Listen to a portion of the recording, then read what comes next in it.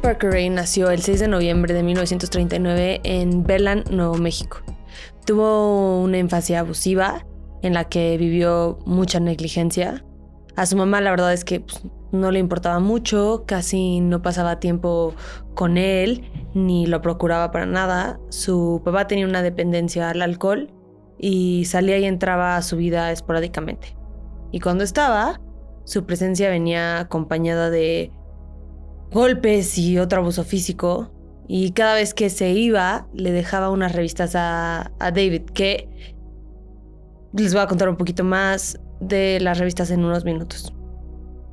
Vivió con mucha gente, ya que se lo pasaban entre familiares, pero con la persona que más tiempo vivió fue con un abuelo abusivo. Y para escapar su situación familiar, escribía en sus diarios horas enteras. Pero no solo escribía de su vida y sus problemas, como la mayoría de la gente escribe en sus diarios, también escribía de sus fantasías. Y parte de sus fantasías las sacaba de las revistas que le dejaba su papá.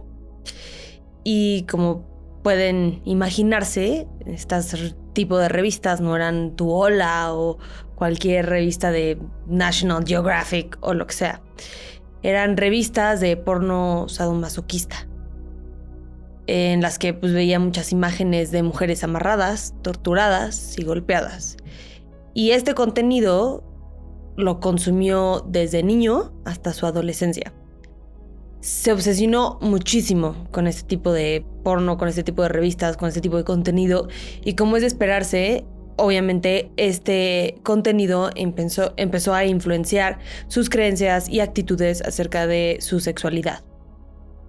Y sus fantasías sexuales principalmente eran torturar, violar y matar a mujeres. Obviamente no sabía cómo hablar con niñas, así que en preparatoria no tuvo novia y no tuvo amigos. Realmente no tuvo ningún tipo de amigo, porque era muy penoso y era muy introvertido, y por eso también fue buleado. Su hermana en algún punto descubrió unos dibujos de su hermano en los que ilustraba cómo iba a torturar y matar a mujeres, y también encontró unas fotografías de unas mujeres amarradas. Pero aparentemente nadie hizo nada al respecto, y parte de esto era obviamente que nadie le ponía atención. La negligencia en la que vivía lo permitía y lo permitió desarrollar estos comportamientos que poco a poco fueron escalando. Cuando salió de la preparatoria, empezó a trabajar como mecánico y después de un rato se unió al ejército, igual trabajando como mecánico. Después de su tiempo en el ejército, empezó a trabajar como mecánico en un parque nacional llamado Elephant Butte, en Nuevo México, y era considerado un guardabosques. Estuvo casado 4 veces, tuvo a un hijo llamado David Jr. y una hija con la que tenía una relación bastante cercana, sorprendentemente, y ella se llamaba Linda Jean Ray. A él lo describen como encantador y callado, y era la persona que siempre le hacía favores a la gente, aunque fuera una inconveniencia para él.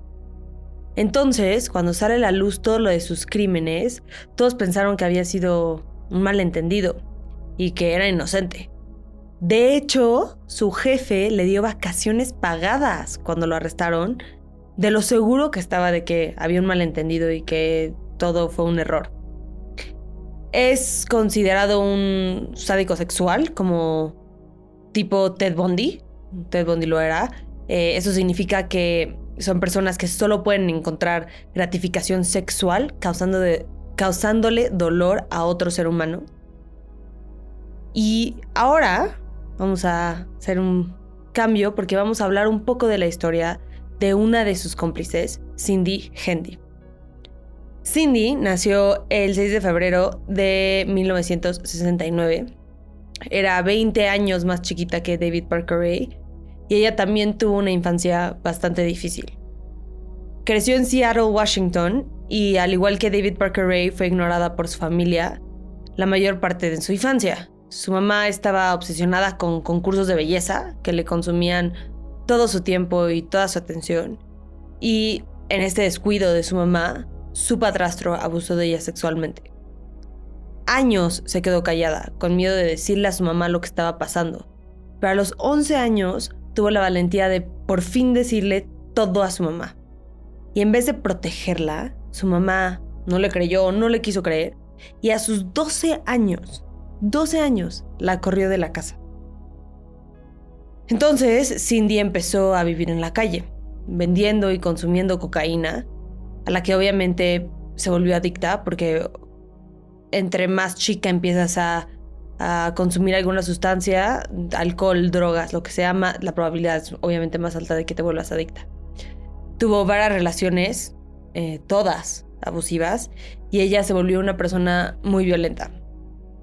Aparentemente era capaz de pelearse con sus novios a puñetazos, y muchos la describían como una mujer o niña en ese entonces de 47 kilos, pero aparentemente era puro músculo, porque decían que fácilmente podía pelearse y ganar contra alguien de hasta 68 kilos. Es muchísimo. O sea, yo creo que también era mucho enojo que tenía dentro, no sé. A los 16 años tuvo a su primer hijo mientras estaba viviendo en la calle.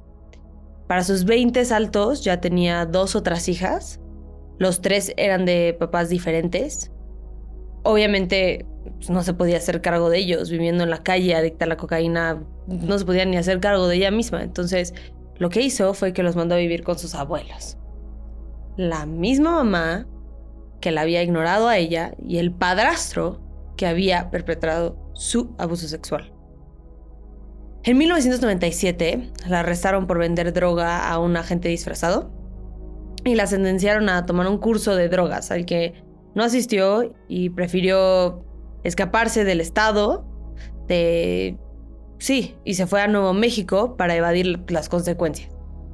Para este punto tenía más o menos 37 años y llegó a un pueblo llamado Verdad y Consecuencias, Truth or Consequences. Y un fun fact del pueblo es que se llama así porque había un programa de radio del mismo nombre y era como un juego. E hicieron un concurso para ver qué pueblo le ponía el mismo nombre que el show, o sea, al pueblo, y de ahí prometieron que si alguien lo hacía, que iban a empezar a grabar desde ahí. Y así es como pasó. Pero bueno, regresando al caso. Casi llegando a Verdad y Consecuencias, la sentenciaron a 30 días en la cárcel, 6 meses de libertad condicional y 50 horas de servicio social por manejar borracha. Y ese servicio social lo hizo en el mismo parque en donde David Parker Ray trabajaba. Y así es como se conocieron. Frecuentaban un bar que se llamaba The Blue Saloon e inmediatamente se gustaron porque compartían su amor por el sadismo.